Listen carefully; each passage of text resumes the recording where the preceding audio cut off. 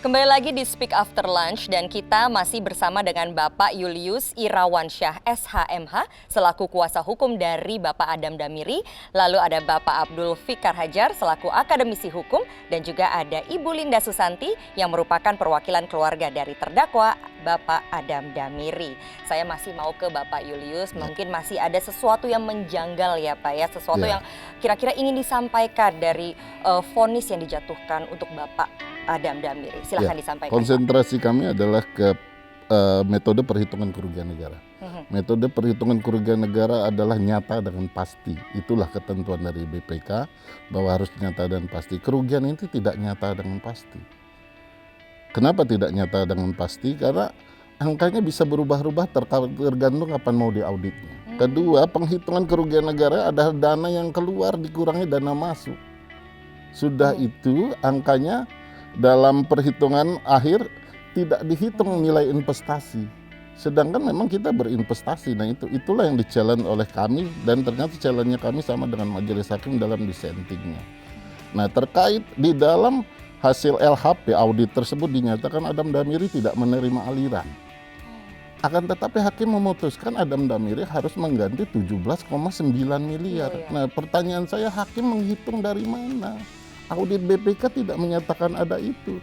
Bahkan ahli yang dipanggil, nah ini juga agak confused.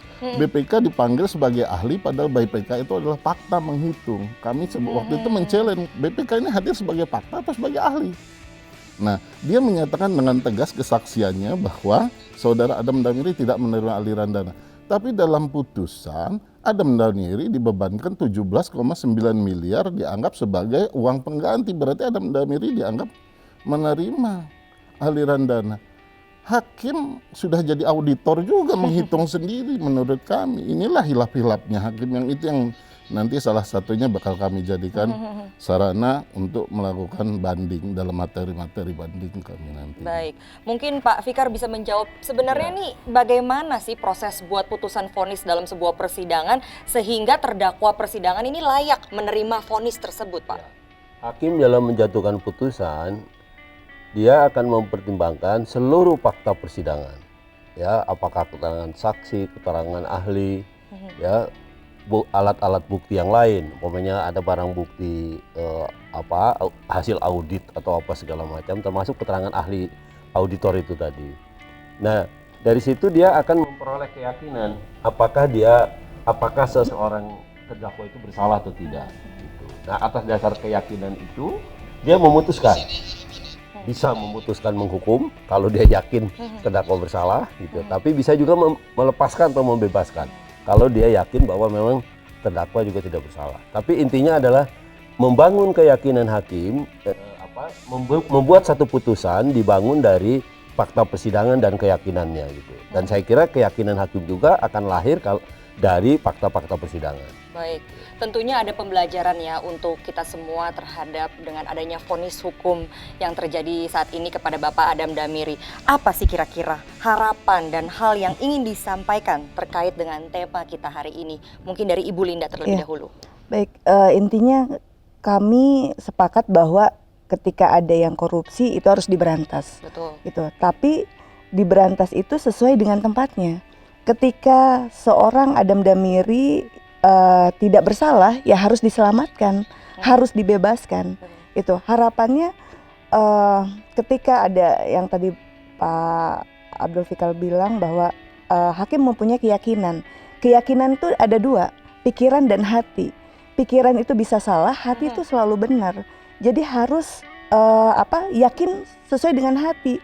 Dan yakin itu juga harus didukung dengan fakta-fakta yang ada. Ketika fakta yang ada di persidangan BPK pun menyatakan tidak ada aliran dana, bahkan ada audit setiap tahunnya, itu artinya Bapak tidak bersalah.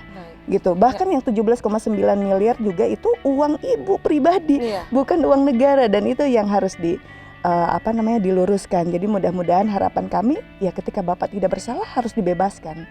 Gitu. Bapak Fikar sedikit saja mungkin harapan ke depannya? Ya, hakim pasti dalam memutuskan selalu berpegang pada fakta persidangan dan keyakinannya, gitu ya.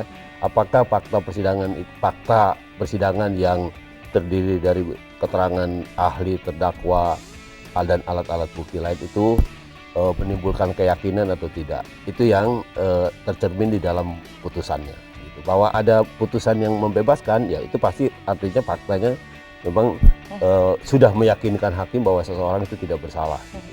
Tapi sebaliknya, kalau hakim merasa yakin dengan fakta-fakta itu, ya dia pasti akan menghukum juga. Betul. Gitu. Pak Julius, singkat saja. Jadi saya berharap bahwa ada objektivitas dalam memberikan putusan.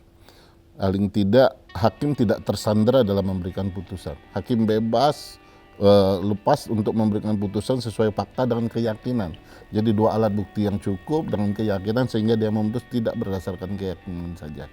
Jadi kami berharap nanti hakim di pengadilan tinggi bisa lebih objektif, mempelajari seluruh keterangan fakta-fakta persidangan sehingga bisa memberikan putusan dan tidak quote and quote tersandera oleh opini publik, opini segala macam dengan fakta yang terbuka saat ini. Baik, semua harus diluruskan dengan baik dan benar ya Pak ya. Iya. Baik pemirsa, tidak terasa kita sudah sampai di penghujung acara. Terima kasih sekali untuk Bapak Julius, Bapak Fikar dan juga Ibu Linda atas waktunya, dan tentu juga pemirsa, kita juga terima kasih untuk pemirsa di rumah. Akhir kata, saya Ida Setiani pamit undur diri dari hadapan Anda. Selamat siang dan sampai jumpa.